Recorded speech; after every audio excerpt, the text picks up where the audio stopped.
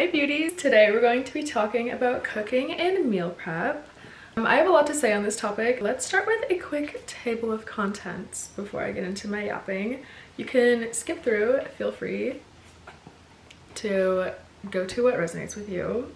First, I never meal prep. Second, how to cook with zero plan. 3, the herb tricks that nobody is talking about. 4, cooking is an art and there are no rules. 5, the 5 flavor cooking cheat. And 6, why meal prep kills the vibe. 7, how I eat like a chef with no recipes. 8, a salad changes everything. 9, plating. And 10, closing the video. That's pretty much it. I think that we should go upstairs. This is a new location. I have moved since you saw me last. We're gonna get into it. Let's go upstairs.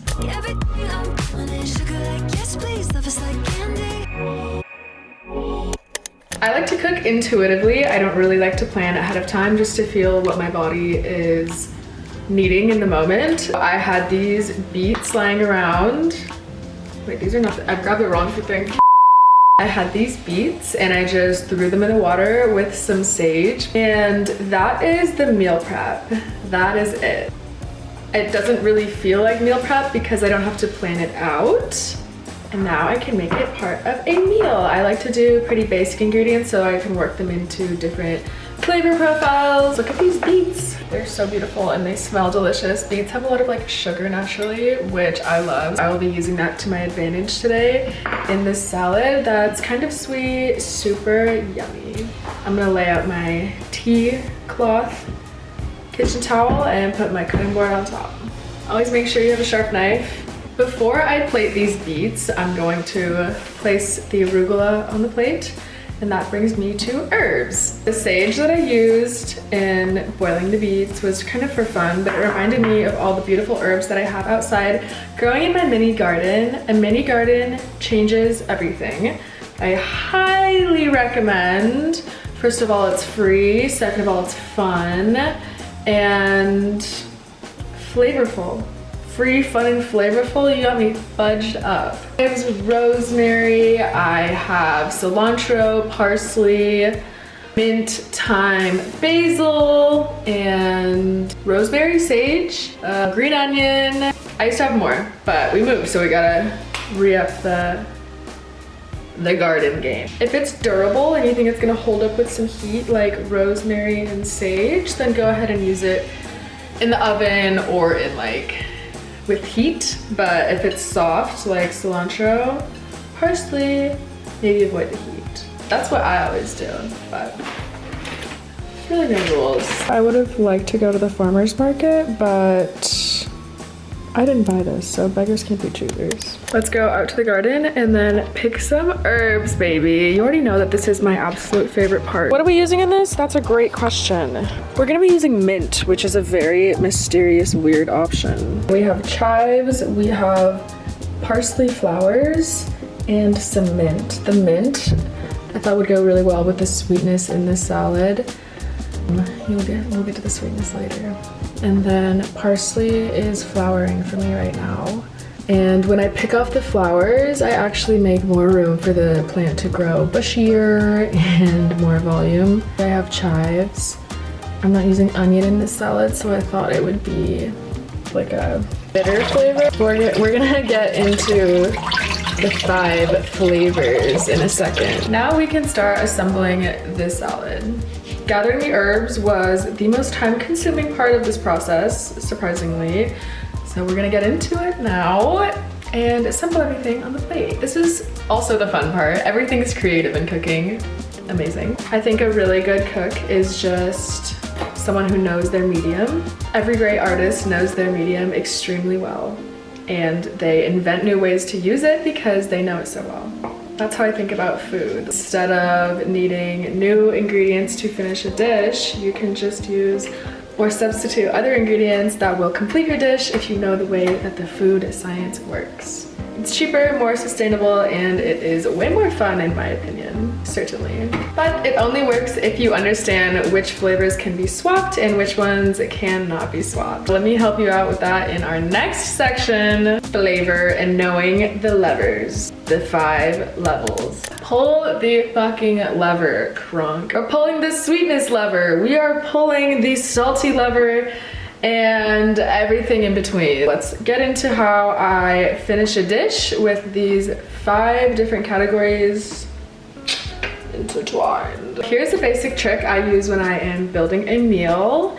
I think about food in flavor levels: umami, sweet, acid, salt, and texture. Texture is really important. They're all actually really important. You don't need exact measurements for anything. It kind of depends what direction you're wanting to move it into. You just need to balance these elements in every meal. It needs to be balanced. It needs a little bit of all of these things to make a perfect, complete meal. If I have a really salty meal, I'm going to need dessert afterwards because I just feel out of balance. I don't know if anyone resonates with that, but it's so real. Once you have these things balanced and you're understanding it a little bit better, then you can kind of make something out of whatever you have in the fridge. Sometimes you combine the wrong things and it's bad and it happens, but eventually you get it. It's kind of like a game when you start understanding it. Super fun. Let's move on to how meal prep is just time management, and I'm gonna start plating it a little bit more, putting these beets on. I'm gonna add 3 or 4 little chunks of beet. The only real reason people meal prep is to save time, right? But then you're stuck eating the same thing for a week. But cooking is always about timing, not just when you are meal prepping. You don't want your greens to wilt. Your stuff needs to come out of the oven on the right time. Timing is everything in cooking. Instead of prepping whole meals that I may or may not want later, I just prep whatever takes the most amount of time so that when I'm ready to make it, I can assemble. Roasting, boiling, marinating, anything that benefits from a head start is good to do when you have the time. And then I can eat spontaneously with those leftover parts. Let's get into the next section, which is cooking for one, playing with proportion. If you're cooking for one, you need to make full meals easy, and you don't need to make new full meals every time. It's helpful to be able to get the ball rolling, keep it going, because if you're going to farmers markets, odds are you're spending a lot of money on your groceries. It's not cheap. This is all like mostly Trader Joe's and Sprouts. I'm just getting back in the swing of things from Bali. I'm gonna go to the farmer's market this Sunday. I found one in my area. I'm gonna put some feta on top of this salad. I like a lot of cheese. Basically, if you have leftovers, just put it in the fridge. You might be able to use it in another dish, especially if you are making meals with basic ingredients that you're building, and if your meal prep is like just boiling beets. I could use that in a hummus. I could use that in other meals. Make it easy for yourself. I'm gonna finish this up pretty quickly because I feel like you guys are getting it, right? It's not a tutorial, we are just vibing. This beet salad, it's not a tutorial. You're gonna take these walnuts and then put them on top. Right over the cheese. You're gonna take these blueberries. See how I'm talking and yapping and all the hard stuff takes a long time and you're just like getting it out of the way in the beginning. Now we just assemble. It's like the flow of this video mirrors the concept of meal prep. Washing our fruit, putting it on top, like patting it down so it's not just a mountain. This honey I'm gonna use as a garnish, so I'm gonna be squeezing it on the outsides of the plate in case I wanna play around with it. A lot of eating a fun meal, in my opinion, is like actually dissecting the meal. I love a little baby gem wedge salad for this reason. Make it fun to eat for yourself. You don't have to do everything in the beginning. You don't have to cut up bite-sized pieces for yourself. Like, you can cut it up as you eat it and play around with that however feels normal to you. Really just use what you have and then plate it in a way that looks good. This glaze from Trader Joe's, like, it's basic, but it's so good. I love balsamic, I'm like a fiend. I opened this little lemon olive oil yesterday. I'm gonna put it on top. I love flavored olive oil. If anybody wants to get me a Christmas present, please get me flavored balsamic and olive oil. So good, it's so fresh, it's delicious. Finishing off with some salt. A lot just because these are like fresh ingredients. Should we try it together? Oh my god, my camera's gonna die. Let's go in for a bite. Look how delicious this looks. Actually, like, are you kidding me? Thumbnail. Oh god, man. Let's do a regular knife. My camera's like flashing low battery. I'm stressed, y'all.